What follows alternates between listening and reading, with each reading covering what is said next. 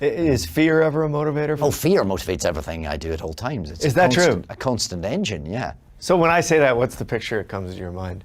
I think it's just that sense that you're always waiting to be found out, that you're always, for me, that's what being an actor is about, sort of going, on one level, this is all a bit silly, and I can't really believe I'm getting away with this, and at some point, someone's going to tap me on the shoulder and go, come on, you've had your fun.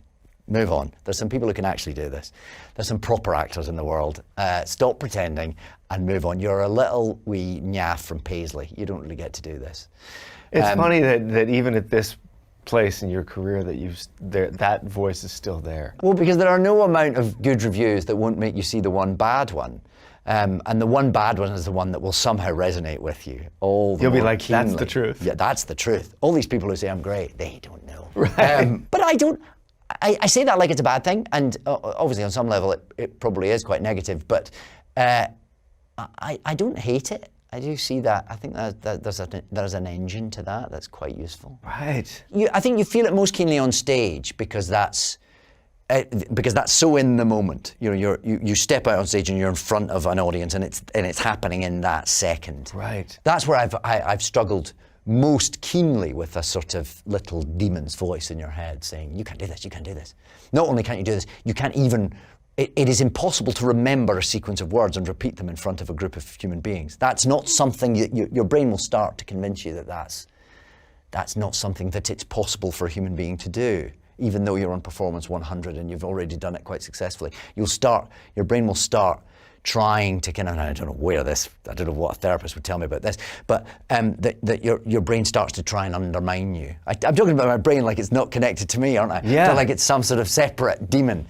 I've been on stage kind of reciting lines that I know very well, and at the same time composing the speech in my head, where I'm going to have to turn to the audience and go, ladies and gentlemen, I'm so sorry. It turns out I can't do this anymore, and I'm going to have to go and probably retire. So thank you very much for coming. I'm sure we'll manage to refund your tickets. I'm going off stage now to jump off a cliff. That's the exact definition of your brain undermining you. And I've played in bands a lot in my life, and it's the same thing with songs you've sung 100 times. Right. And then you get to the beginning of the second verse, and just thinking, could I forget this? It's giving me the heebie-jeebies just as you describe it. Absolutely. Is that true? Yeah. And singing, I haven't sung a lot, but the last time I did a play, there was a little song in it, only a little song, but that was the bit every night I got terrified about. I guess you can take the pressure off yourself slightly if it's a long speech, because you can pace it yourself and you can. Right. No, that second verse is coming after the chorus. Yeah, and it's going to go da da da da, and you have to start. That's right. And if it's not there, it's not there. So I think I don't know that I could be a singer for that very reason. I think I used to cripple myself. I used to tape the first line of every song onto the top of the guitar, because if I got the first line, it was like the key that unlocked. And then you're fine. Yeah. First 2 weeks you're worried about it. The first 2 weeks you've got proper, sort of identifiable, legitimate nerves, so that's sort of fine in a way. That's kind of that makes sense.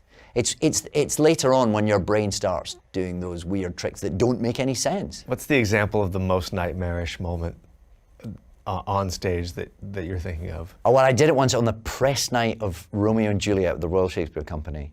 It was our second press night. It wasn't quite as bad as it might have been. But again, that speaks to what we've been saying, because we'd already done a long run of the play in Stratford-upon-Avon, and the whole season moved to London, and sort of you have another kind of version of opening night. But yeah, I'd done it for 100 performances. I knew it was in there, and then I started having that. Then what happened? It was coming. Now I can't remember the actual line now.